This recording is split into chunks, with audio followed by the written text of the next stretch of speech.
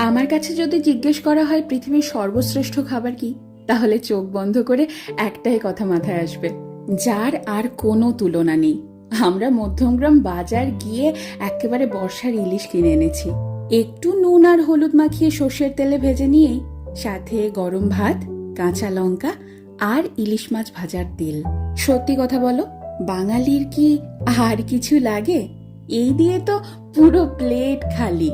আমার মা যেহেতু স্কুল শিক্ষিকা, তাই অনেক সময় এমন হয়েছে ঘটা করে রান্না করার সময়ই পাইনি।